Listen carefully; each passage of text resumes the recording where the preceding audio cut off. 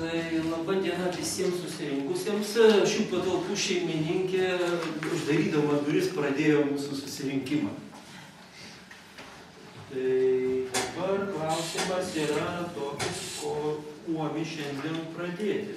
Ir kaltininkai, ko gero, pagrindiniai kaltininkai formalūs, arba tokia fizinė esame mūsų su Vytautu, nes Vytautas atsiliepė į tą, ką aš pasiunčiau, ir tada mes susitarėme padaryti kažkokį tai susitikimą. Ir klausimas, kokį susitikimą ir kada. Ir kilo mintis, kad jeigu yra įmanoma, darom greitai. Kad kažkokiu kitokiu įvykiu gresia. Neaišku, ar yra kas naujo Lietuvoje, tačiau įvykių gresia daug ir tankiai, ir dėl to tai įvyko, pradėjus kalbėti, taip labai greitai tą pačią savaitę. Aname mano tame seniau vykusiame susitikime buvo komunikacijos schemoje kelios pozicijos pristatytos: autorio, supratėjo, kritiko, komunikacijos organizatorius aš neminėjau, iš karto prie teisėjo arba vertintojo buvo prieita, žodžiu, kažkokios tai pozicijos yra, ir aš galvoju, jeigu dažniausiai tokiuose renginiuose dar būna ne tik tai autorių ir supratėjų, bet būna ir norinčių kritikuoti, ir norinčių stebėti. Aš galvoju, kad jeigu yra daug norinčių stebėti, tai aš galėčiau pasiūlyti visą puokštę žiūros kampų stebėtojams, kad būtų nenuobodu. O jeigu niekas, ar prisipažįsta, kad kas nors nori tik tai stebėti? Supratai. 2. Taip. Kol kas ir aš tik šiuo metu.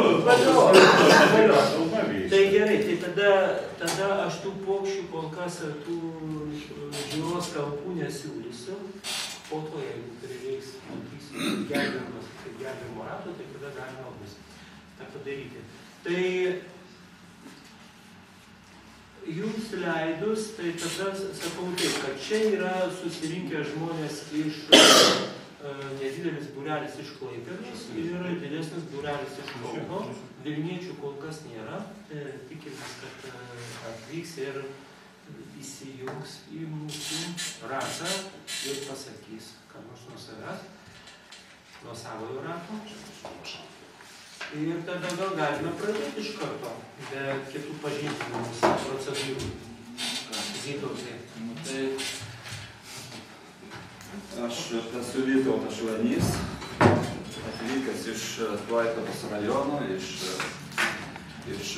gyvenu kaime, pats esu specialybė mano inžinierius, geologas, ir gali atrodyti keista, kad kalbėsiu apie dalykus, kuriuos neišmanau, bet mano tas paskatino mane kalbėti apie tos dalykus, tiesiog susipažinimas su reitu jūsų susitikimu, kad Antanas pristatė,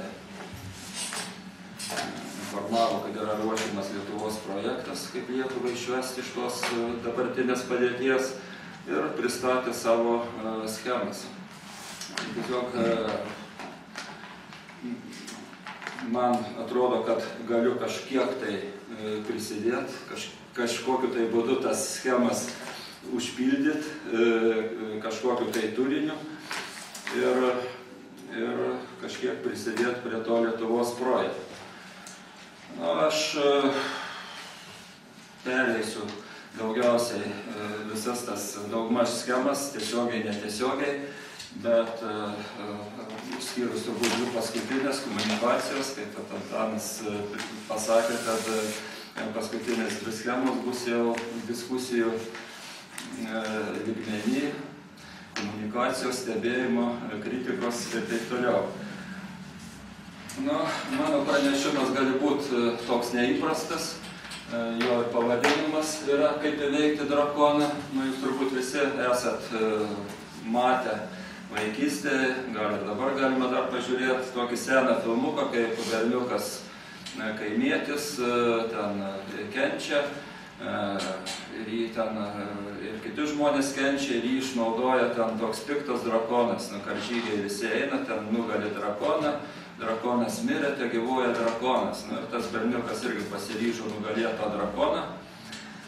Pavyko liktai nugalėti tą drakoną, bet kaip ir anksčiau drakonas mirė, te gyvuoja naujas drakonas. Tai vat neužtenka, tai renkant parašus, dažnai buvo girdėti tokie pasisakymai, ką jūs čia organizuojat referendumą, čia nieko nebus, reikia imti Kalašnikovą, reikia eiti ten vienu žodžiu.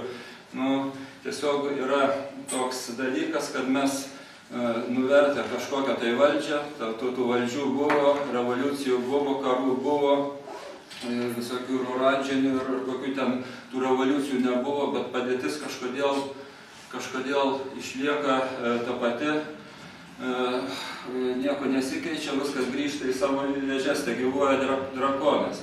Ir tas drakonas buvo įveiktas tik tai tada, kada berniukas, kai buvo pakeista pasaulėžiūra, požiūris į pasaulį, požiūris į žmonės, pasikeitė vertybės. Tai aš ir norėčiau koncentruotis į tą dalyką, į tokį būtiną komponentą, kaip apie pasaulėžiūros įtaką mūsų gyvenime. Ir kaip pasaulėžiūra, kiek ji turi būti, aš manau, pagrindas turi būti kuriama pasaulėžiūriniu pagrindu, bet koks naujas projektas. Ir priklausomai nuo to, kiek ta pasaulėžiūra, kiek tikslai yra teisingi, tiek ir tas projektas gali būti teisingas. Čia kaip Danutė praeitoj irgi paskaitoj pasakė, neįmanoma sukurti kažkokią ateities projektą, jeigu tu nežinai esminių dalykų. Pavyzdžiui, jeigu tu nežinai, kokia žmogaus paskirtis, gyvenimo tikslas, kokia prasmė yra viso to daryti, ką mes norim. Tai bandysiu tuos dalykus apžvelgti. Čia, aišku,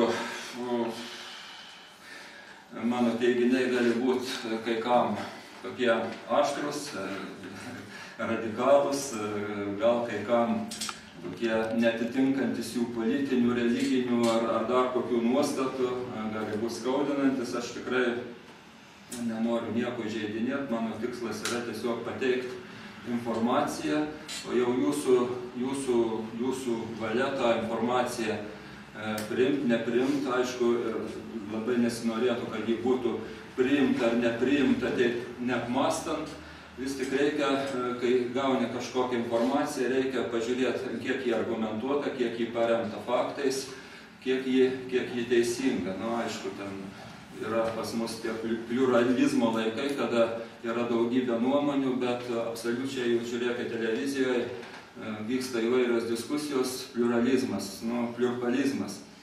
Visi pareiškia savo nuomonę, bet nėra vertinimo kriterijų. Yra tik tai faktiškai tuose diskusijose absoliučiai neieškoma tiesos, tik išsakomos nuomonės. Nuomonė tai yra nuomonė, o tiesa yra tiesa. Ir paprastai visos diskusijos, visi ginčai baigėsi, kada yra uždegama šviesa, kada mes matom vaizdą, o tiesa nuo mūsų nėra paslėpta, yra paslėpta, bet ji yra šalia ir mes ją galim pajausti, tiesiog įjungti savo protą, jausmus, širdį, vis tiesos tas kriterijai ir priemonės yra mumise įdėtos ir tik tai, aišku, nereikia klaidžioti ir aklai tikėti kažkieno tai nuomonę, kažkokio tai autoriteto. Mes žinom, kad labai daug yra įvairių. Paskui aš turbūt tuos dalykus daugiau pašnekėsiu. Tai vat turbūt ir pradėsiu. Čia pirma schema. Turime erdvė, pasaulis, gyvenimo būdas, kaip ten pavadinsi. Ir mes gyvenam tokį įprastą savo gyvenimą. Ir kaip mums sako, yra daug tokių neigiamų savybių mūsų gyvenime, daug bėdų, daug problemų, bet visi taip gyvena, taip įprasta ir niekas niekad nieko geriau nesugalvojo. Taip yra įprasta. Bet yra klausimas, tas įprastas gyvenimo būdas, ar yra normalus, ar jis yra teisingas, ar jis yra norminis. Nu ir čia turbūt aš pasitelksiu Platoną, ten yra toks jo veikalas Respublika, dar vadinamas Valstybė, 7 knygoje yra tokia alegorija apie urvinius žmonės. Nu, tiesiog ten tokia labai susišaukia su šiais laikais, nors tai buvo prieš vos ne 3000 metų.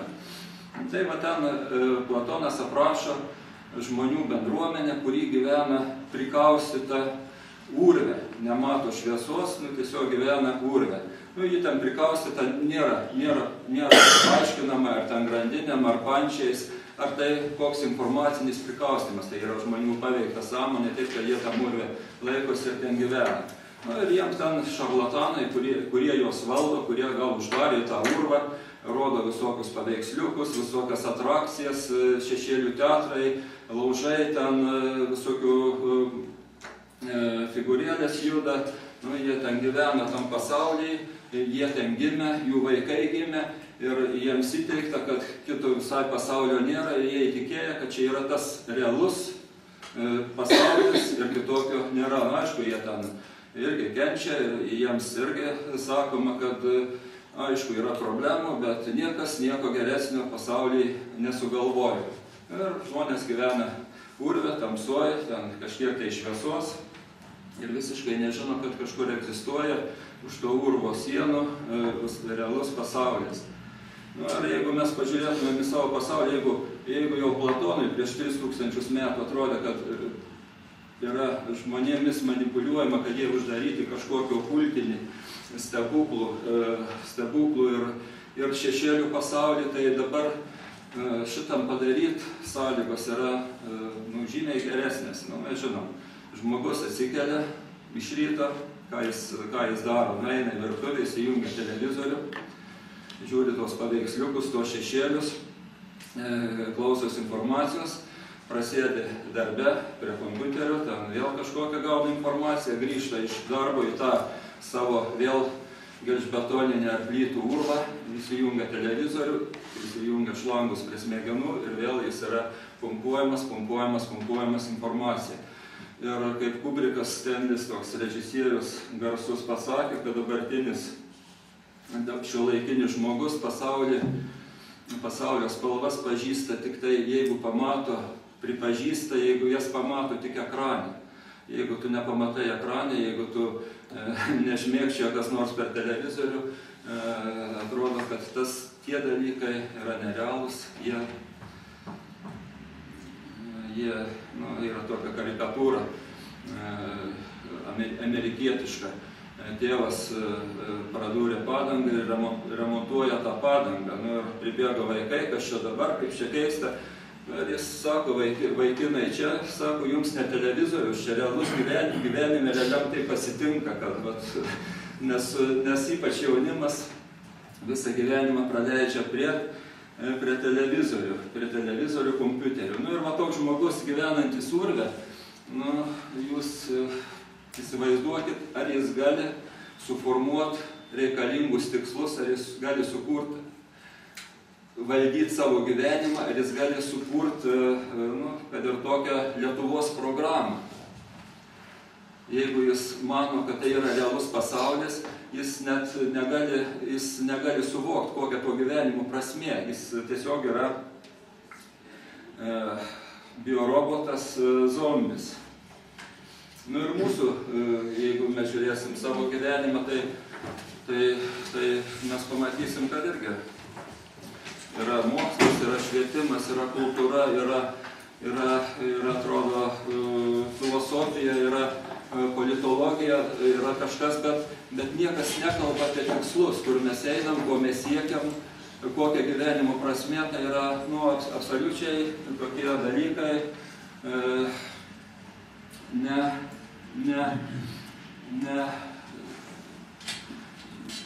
visiškai yra nutylimi tie dalykai. Ir jeigu mes pamatytumėm savo realybę, ar tai norminė, ar tai nenorminė realybė, tai yra įprasta mūsų realybė. Ir aš čia nesikartosiu, kad čia yra visos tos mūsų blogybės, O dar blogiau, kad mes absoliučiai net nežinom savo ateities, kur mes einame. Mes nežinom, bet jeigu mes pažiūrėsim, kad bet kokia valstybė irgi nežino, neturi savo ateities vizijos, programos, yra visur visi vedami kaip tam urve, valdomi šarlatanų teatro ir faktiškai skrenda, daleiskim, keleiviai lėktuvų ir nežino, kur jie skrenda, kada nusileis, kaip jie nusileis. Yra visiškas paklusimas tiems šarlatanams. Čia, kaip pasakė vienas žurnalistas, šiandien mes gyvename šalyje, kurioje gydytojai žaloja sveikatą, teisininkai niekina teisingumą, universitetai siaurina žinias, vyriausybė slopina laisvę, žiniasklaida naikina informaciją, religija žlugdo moralę, o bankai griauna ekonomiką. Tai yra tokia tiesa, akivaizdi, bet aišku, tam mūsų pasaulyje, kur viskas yra karštakojom ir kada juoda vadinama baltų ir atvirkščiai, tiesiog žmonės negali šito suvokti ir žmonės net neturi laiko apie tai pamastyti.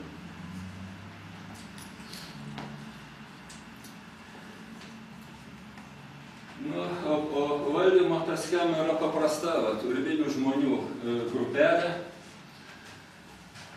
ir žmonės yra kaip tų šarlatanų manipuliuojami tarp vieno melo, kito melo, tarp vieno blogio ir kito blogio. Nueikim į maksimą, mes ten pasirinkimas teoriškai yra labai didelis, bet faktiškai mes galim pirkti vieną nuodą, kitą nuodą, trečią nuodą, faktiškai nebėra. Jūs norėjote pasakyti kažką? Šitą vietą, nes labai man tokia vieta svarbi. Kol mes nesakysim į klausimą savyje, kas leidžia mumis manipuliuoti, tai tai ir vyks. O leidžia mumis manipuliuoti pagrindiniai žmogiškos trys savybės.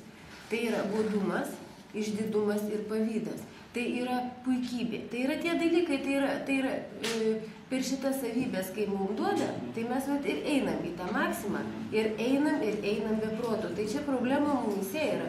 Gal tai yra iš kitos sferos, bet atsiprašau, daugiau nesikišiu. Jo, čia problema, aišku, yra mumise, bet čia norėčiau paliesti tą schemą, kad yra kažkokia būsena mūsų ir yra dar kita būsena.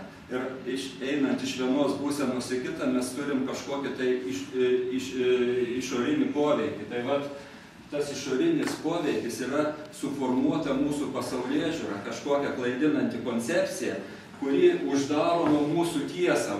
Mums vadovauja šarlatanai, kurie neleidžia mums išeiti iš to urvo. Ir mes esame maitinami tais visais melagingais paveiksliukais, kurie tarp vieno melo, kito melo, pasirinkimas tarp baisiai blogo, čia kažkaip labai blogo. Mes diskutuojam, kas teisus, religija ar mokslas teisus, bet jeigu mes panalizuosim giliau, mes pamatysim, kad ir mokslas ir religija yra tie patys žmonių valdymo įrankiai, atskirimo žmogaus nuo tiesos. Paimkim tą mokslą. Bet kokį mokslą, ar ekonomiką, ar tą, mediciną. Kaip žiūri medicina į žmogų? Tai yra griaučių ir mėsos kažkoks darinys, kompleksas. Tai nėra, kaip gydo. Tai gydo grinai fizinį tą kūną. Tai žmogus tai yra akivaizdu, kad tai nėra fizinis kūnas, kaip ir visata tai. Niekas negalvoja apie priežastį, kažkokio tai reiškinio, apie kilmę, apie kažką. Yra grinai viskas ėja į materialinį požiūrį. Tai yra toks bukas, tiesmukiškas ir primityvus požiūris. Ir tai mokslas, jį nėra kaip pažinimo tikslas. Jis yra grinai žmonių formavimo, valdymo tikslas, kaip ir religija. Klausimas, kaip visos religijos teigia, kad čia yra Dievo duota. Bet kam, kodėl, pavyzdžiui, tiek daug religijų? Kodėl Dievas davė tokias skirtingas religijas ir viena religinė koncepcija mušasi su kita koncepcija? Iš karto kyla klausimas, kodėl? Nu, ir jeigu paimsim esmę religijų, tai mes pamatysim, kad pagrindinė esmė tai yra, nu, toks, vat, kas jungia religiją. Yra aukštesnė būtybė, Dievas, kurį reikia garbinti. Užvaldyti protą. Užvaldyti, kurį reikia garbinti, bet jeigu žmogus negyvena urve, jis gali tiesiog susimastyti, kils klausimas. Dabar jeigu Dievas, kaip pripažįsta daug religijų, yra mūsų tėvas, kodėl Dievą reikia garbinti? Ar Dievas nori, kad žmonės jį garbintų? Nu, jeigu jis yra tėvas, ar bet koks normalus tėvas gali norėti, kad vaikai jį garbintų, tai eitų keliais, prašytų. Nu, jeigu jis davė viską savo vaikai, jie eina ir prašo, maldauja ir garbina. Nu, tai yra pasityčiojimas, tai yra toks keisti dalykai. Nu, čia galim žiūrėti, kad kapitalizmas, komunizmas, jeigu pamatysiu, viskas eina, socialdemokratai, konservatoriai, respublikonai, demokratai, pažiūrėsim, ten vyksta rinkimai, ten vos neplėšo vienas kitam atlapus, išrenka vieną iš jų. Ratu sėdi toj pačioj masonų ložiai. Tas pats jų tas prievaizdas ir vadas yra. Nu, čia yra spektaklio teatras, mes dalyvaujam tam spektaklį, Šešėlių teatre, esam kartu ir žiūrovai, ir artistai, ir dar kas. Nu ir esam tokiai padėčiai, kuri tikrai negali būti pavadinta norminė. Nu, kartą mokinys paklausė mokytoją, ar ilgai teks laukti permainų į gerą. Jeigu tik laukti, tai ilgai, atsakė mokytojas. Tai mes turbūt iš mūsų nori, tie, kurie mus valdo, kad mes lauktumėm ir kentėtumėm ir nieko nedarytumėm. Nu ir grįžtant prie to Platono urvo, tai irgi Platonui rūpėjo tas dalykas, kaip ir jums, kodėl žmonės nieko nedaro. Ir šitam Platono alegorijoje vienas vaikinas kažkaip tai išsivadavo nuo tų pančių, ar ideologinių, ar fizinių, ir išėjo, išsikeberiojo į šviesą. Nu ir kas atsitiko jam? Iš karto jis išėjęs iš tamsos apako, jis nieko nebemato, jam net skausmingos tos reakcijos, visą gyvenimą prabuvus tamsoj. Bet po kiek laiko jis apsigraibė, atsimerkė ir jis pamatė tas spalvas, visas kvapus, garsus. Nu, saulė, šviesą, paukščius, ten žalumą, upelius, ten ežerus. Nu, ir jis ten sužavėtas, atėjęs į realų pasaulį. Nu, ir jis su tokiu pakilimu grįžo tą urvą, aišku, tam urvę jis nieko vėl nebemato, iš šviesos į tamsą, pradėjo pasakot. Nu, jo visi tie urviniai žmonės, jo ten kolegos,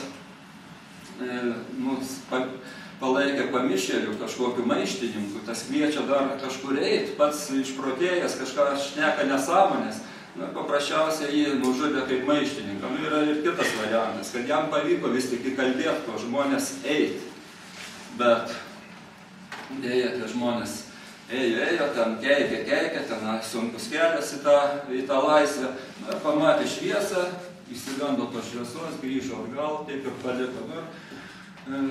Čia panašiai susisieja tas su Dostojevskio tokiu, kuris Broliai Karamazovai yra toks romanas, labai genialus ir turbūt dar genialesnė viena jo ten tokia kaip interpas, didysis inkvizitorius, ten filosofinis toks interpas, kada Jėzus, ten nepaminėtas, kad Jėzus, bet ir aišku, kad Jėzus grįžta į žemę atgal, kad kažką tai padaryti, suprotint žmonės.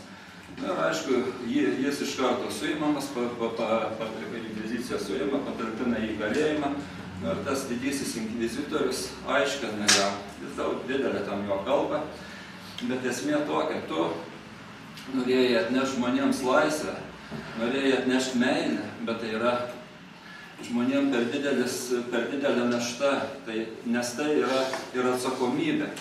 Mes pataisėme tavo žygdarbį ir pagrindėme jį stebuklų, paslaptim ir autoritetu. Tai va, tai yra ta urva, ką mes dabar turim. Viskas sprendžiam per paslaptį,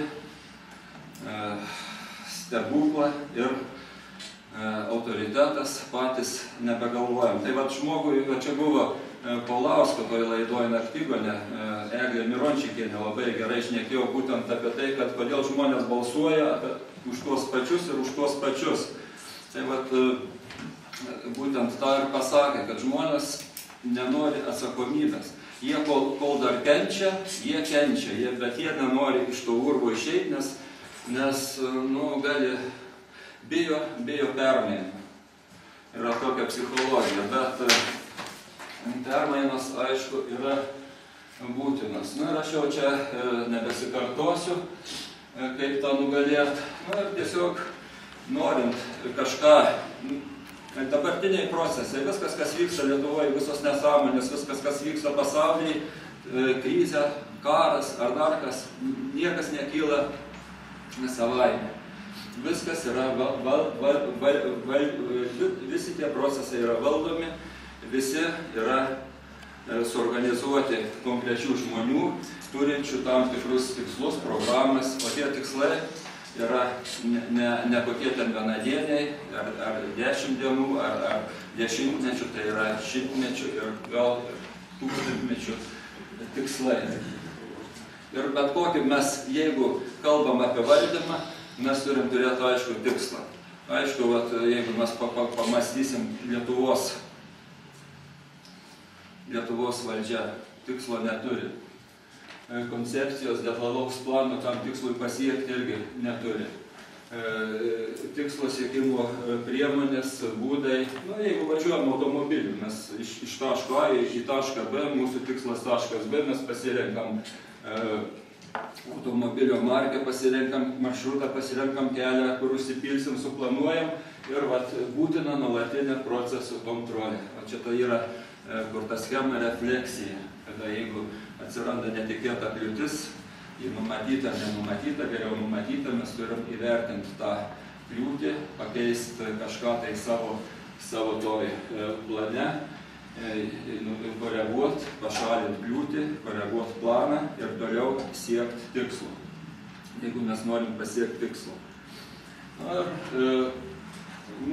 Aš irgi čia nesigilinsiu, nes esame įpratę, kad turim įstatymų leidžiamą, vykdomąją, teismus, bet čia yra tik tai priderina prie koncepcijos juridinės normas įstatymų leidžiamoji valdžia, šita yra tik tai vykdytojai, teismai, teisėsauga prižiūri kabutėse, bet aukščiau už šitos yra ideologinė valdžia, kuri formuoja, tai yra religijos, žiniasklaida, švietimas ir taip toliau, kurie formuoja žmogų ir įvelka tą suformuotą koncepciją, koncepcinės valdžios tos tikslus.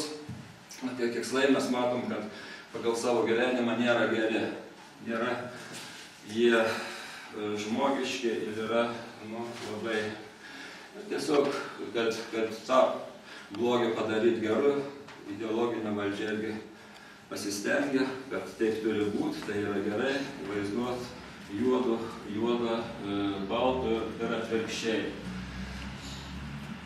Ir čia reikia grįžti prie šito. Čia susisieja su mūsų tuo Lietuvos projekto tikslais. Vienas dalykas yra įveikti drakoną fiziškai, kitas dalykas būtina pakeisti savo pasaulėžiūrą, tu nepakeitęs pasaulėžiūros, neturėdamas teisingos pasaulėžiūros, tu negalėsi suformuoti teisingų tos programos tikslų. Ir čia yra tokia Siejo Evangelija, kuri pasirodė panašiai prieš 50 metų iš kažkur atsirado. Bet aš manau, tai yra autentiška ir ten yra tokie žodžiai: niekas negali būti laimingas, jeigu negyvena kaip dera, tai yra jeigu negyvena tiesoje, jeigu negyvena doroje. Tai jeigu tu negyveni tam Dievo sumanimo pasaulyje, Tai yra tam norminiam pasaulyje, teisingam, normaliam pasaulyje. O kad tą padaryti, aišku, reikia turėti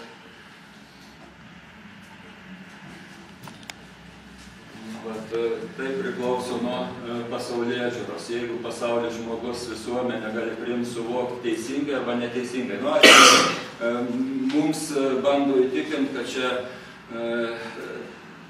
gėris reliatyvus, moralinė reliatyvi, tiesa reliatyvi, vienam ta tiesa, kitam ta tiesa, bet tai yra irgi tik taip vadinamas pliuralizmas. Tiesa vis tik yra viena, kaip kompiuterio programa yra, jeigu tu ten įmesi kažkokį virusą, jį pradės strigti, taip ir dieviška ta programa, jo sumanimas irgi yra kažkoks tai vienas. Ir jeigu tu eini prieš tą programą, tai tu elgiesi neteisingai, tavo vertybės neteisingos, pasaulėžiūra neteisinga, tavo ir gyvenimas bus neteisingas. Gyvenimas toks, kaip gyvenam dabar. Tiesiog pasaulėžiūra tai yra aukštesnis lygis už istorinį lygmenį, už ideologinį lygmenį, už finansinį lygmenį, už kitus visus lygmenis. Nuo pasaulėžiūros apsprendžia visi kiti lygmenys. Jeigu paimsim, kaip gyvena valstybių gyvenimo, apsprendžia gyvenimo būdo skirtumus. Katalikiškos šalis, protestantiškos šalis, hinduistai, pravoslavai, sintoistai, kiniečiai, daleiskim, kokie afrikiečiai, jų gyvenimo būdas skiriasi. Gyvenimo būdas skiriasi, nes skiriasi trečias lygmuo, tai yra ideologija. Ideologija. Vieni pripažįsta vieną religiją, kitą. Tai net ideologija apsprendžia gyvenimo būdą. Bet jeigu mes apibendrintumėm jų gyvenimo būdą, mes pamatytumėm, kad visų gyvenimo būdas yra, kad ir tų turtingiausių šalių, kad žmonės ten nėra vis tik laimingi. O tai reiškia, kad koncepcija faktiškai visi gyvena pagal tą pačią pasaulėžiūrą, pagal tą pačią koncepciją. Tai yra, nors gyvenimo būdai skiriasi savo detalėm, esmė yra ta pati, gyvenimo būdas nėra harmonijai su gamta, su savimi, su kitais žmonėm ir žmonės nėra laimingi. Ir pasaulėžiūra tai yra visuma principų, pažiūrių, įsitikinimų, kurie apsprendžia žmogaus santykį su pasauliu, su kitais žmonėms, su savimi ir formuoja gyvenimo būdą. Tai yra požiūris žmogaus į priežastį viso to, kas šitą sukūrė. Čia, aišku, gali būti ateizmas, kad Dievo nėra, bet kad viskas, kaip moko mūsų mokslas, atsirado materijos kažkokių pulsacijų atsitiktinių būdų. Ar kompiuteris gali, mes tą materiją, kokią norim, maišykim, milijonus metų kompiuteris neatsiras. Ar koks Mercedesas. Reikalinga mintis, kad atsirastų šitas. Kažkieno tai minties jėga ir pastangos. O tuo labiau, pavyzdžiui, bet kokia viena ląstelė yra milijonus kartų sudėtingesnė už patį sudėtingiausią. Kompiuterį įneša informacijos irgi milijonus kartų daugiau negu bet koks kompiuteris. Tiesiog pasaulėžiūra yra ta matrica, kuri apsprendžia visą kitą istoriją, teisę, ekonomiką ir, kaip minėjau, lemia gyvenimo būdą. Pakeisti sistemą, kaip nugalėti drakoną, tai yra, mes turim suprast esamą realybę ir ją įvertinti. Turim tiesiog suprast, kad kažkas negerai, kad tai kaip mes gyvenam, kažkas neturi būti. Vadinti daiktus tikrais vardais, nes dabar daiktai tikrai yra vadinami viskas atvirkščiai, truputį prie to grįšim. Teisingi vertybiniai prioritetai, teisingas pasaulėdarų suvokimas, teisingos savo paskirties gyvenimo suvokimas, tai yra tikslų savo ir visuomenė iškelimas, valstybė tikslų iškelimas. Pagal tuos tikslus jau tos programos įvykdymas, laimingo gyvenimo suformavimas. Čia apie tuos tikruosius vardus. faktiškai gyvenam melo ir apgaulės karalystėje. Visuotinių melo laikais sakyti tiesą yra ekstremizmas. tą matom mes ir dabar. Jeigu mes paanalizuotume, kad faktiškai žmonės iškyla į tos sistemos, į tos visuomenės aukštumas, paprastai tie, kurie daugiausiai pasiekia apgaulę ir mele. Ir jeigu mes paanalizuotumėm pajamas žmonių, mes irgi pamatytumėm, kad turtingiausi, daugiausiai uždirba tie, kurie daro faktiškai didžiausią žalą visatai, žemei, visuomeniai.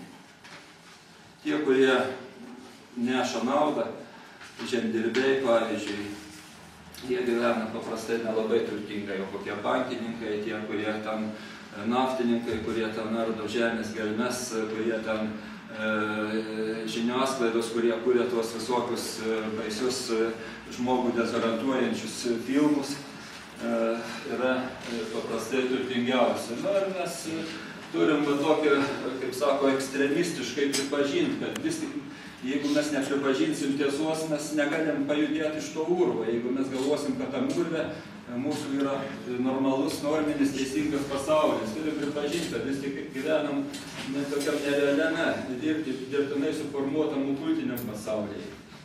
Tai melą kalbėjo, viskas yra atvirkščiai. Pasaulį valdo nusikaltėlių ir iškrypėlių klanas. Čia gali skambėti labai jau taip drastiškai, bet yra toks politologas, buvo, tai yra 19 amžiaus politologas Talleyrand'as. Jis prie daug valdžių dirba, ir jo toks yra posakis. Žmonės pakrauptų, tautos pakrauptų, jeigu sužinotų, kokie padugnės ir niekšai jos valdo. Tai vat, dėja, toj sistemoje į viršų iškyla tie, kurie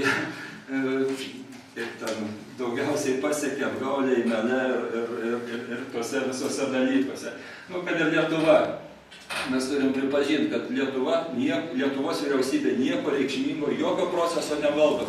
Tikslų neturi, jokio reikšmingo proceso įtakojantį mūsų gyvenimą nevaldo. Vykdo kažkieno valią. Tai yra eilinė kolonijinė administracija, kuri vykdo kažkieno užsakymų, iki šiol istorijoje neregėta Lietuvos genocidą, etnocidą, ekocidą. Ir mūsų tas vykdymas įmanomas, kada yra viskas sąvokos sukeičiamos vietoje. Karas yra taika, nežinau, nes apie karą jau nekalbam, vyksta okupacija kokios šalies, vyksta kažkokia taikos misija, kalbam. Nuodėja su napalmu ar kokiais dioksinais, žmonėm galbūt pila, vyksta sanitarinis ten kordonų įrengimas. Ir taip toliau. Vergovė yra laisvė, čia iš Orvelo knygos paimta. Nemokšiškumas yra jėga. Ir mes visur operuojam diskusijos ir visur žodžiai be turinio, arba iškreiptų turinių, arba priešingų turinių. Dabar mes kalbame progresą, modernumą. Kur tas progresas? Kuo pasireiškia tas progresas, jeigu mes pažiūrėtumėm? Demokratija, irgi tik žodžiai, kiek žmonės yra įjungti į valdymą. Pliuralizmas, pilietinė visuomenė, žmogaus teisės, tai yra tik teisės kažkokių mažumų, bet tai visiškai žmogus neturi teisės į gyvybę, neturi teisės oriai gyventi, badauja, miršta badu, karai, žudomi žmonės, apie tokias teisės niekas nekalba, tolerancija, antisemitizmas, homofobija, žodžiu, yra tokios sąvokos, tokie žodžiai kažkokie kaip amebos, prilipusios, įvestos į visuomenę, kurie susuka žmonėms sąmonę, kurie iškreipia mąstymą. Ir tiesiog išvengs šitų sąmonės iškreipimo, tiesiog reikėtų nevartoti tokių visokių tarptautinių žodžių. Mes turim lietuviškus žodžius, kuriuos suvokiam, o čia mes nesuvokiam tų žodžių, pavyzdžiui, gėjus. Gėjus tai yra, linksmas, malonus ten vaikinas, jo prasmė angliškai. Nu, dabar čia schema, ta turbūt pagrindinė ontologinė schema. Aš jos truputį kitaip. Ja, nu, pasaulėdaros esmė pagrindas. Antanas nubrėžė schemą, 3 plokštumas. Tai yra kas, kaip ir 3 situacija. Nu, mūsų mokslas remiasi kiek kitokį. Čia trinarė pasaulėdara. Mokslas remiasi keturnarė pasaulėdara. Tai yra materija amžina, materija veikia kažkokios jėgos. Antras tas elementas veikia kažkokios jėgos ir keičia materiją laike ir erdvėje. Tai yra materija, jėga, energija, laikas ir erdvė. Tai buvo žinių nuleista koncepcija dar Egipto laikais ir mokslas ta pozityvistinė koncepcija remiasi ir dabar, bet tai netitinka teisingos pasaulėdaros. Tuo pačiu metu egzistavo ir kita pasaulėdara tam pačiam Egipte, kurie žiniais laikė slaptai, tai Amona yra pasaulėžiūra, tas Atom yra pasaulėžiūra, trinarė pasaulėžiūra. Ir jeigu mūsų protėviai laikėsi trinarės pasaulėžiūros, pasaulėdaros modelio, nelaikėsi, bet tiesiog toks yra tas modelis, tokia yra pasaulėdara. Tai yra materija, reiškinys, informacija, vaizdinys ir matas, savybė, mintis. Nu, yra toks knyga tokia Megret filosofinė, kiti laiko ten meilės romanų, Anastasija, ten suformuotas tas modelis vienu sakiniu. Rusiškai gal suprasit. Вселенная собой являет мысль, минтис, пагринdas. Из мысли родилась мечта, vaizdinys, įvaizdis, paveikslas, jeigu taip pažiūrėt, частично видима материя, materializuojasi. Nu ir mūsų senovės pasaulėžiūroje irgi buvo, aš nežinau kaip lietuviškai tas skambėtų, bet yra tokia Lelesio knyga, kuri rūnom parašyta iš senų laikų, yra irgi tas pats pasaulėžiūros modelis, prad, tai yra mintis, kuri pradit dėsnis, nad, tai yra tas nematomas pasaulis, vaizdinys, mes susikuriam vaizdinį, kuris materializuojasi į jad. Tai yra pasaulio sukūrimas. Viskas, ką mes matom pasaulyje, kad ir tą tušinuką, ar tą kompiuterį, viskam pradžia, ar mes patys, ar žemė, ar saulė, ar viskas, pradžioj turėjo būti mintis. Tai yra mintis, iš minties išsirutuliojo vaizdinys, paveikslas, nes kiekvienas daiktas turi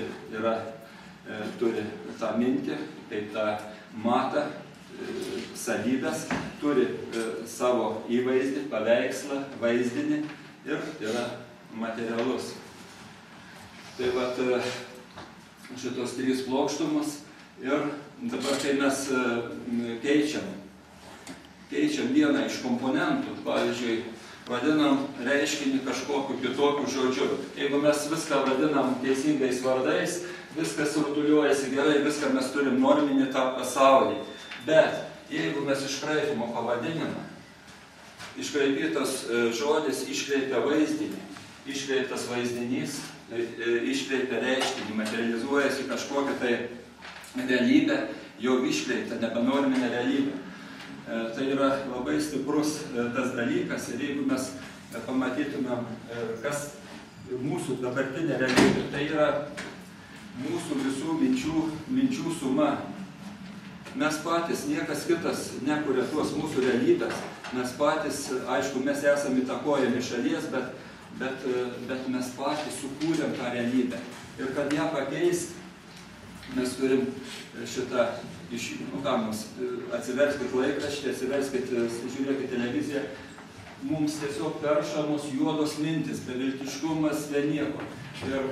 Bet mes esam laisvi, mes galim kurt, baisėtis tą tamsią realybę, bet mes galim nusisukti nuo jos, žinodami ją, mes turim ją žinot, suprast, bet mes turim kurti visai kitą realybę, kitą projektą, savo šviesiom mintim ir šviesiais tokiais vaizdiniais, kurie, jeigu jie bus pakankamai stiprus ir palaikyti daug žmonių, jie materializuosis į visai kitą tą šviesią realybę, į naują gyvenimą, į norminį pasaulį. Ir nereikia kovoti prieš kažką, reikia kurti už. Jeigu mes kovojam prieš kažką, mes stiprinam tą, prieš ką mes kovojam. Tiesiog ta kova prieš paprastai niekur nėra.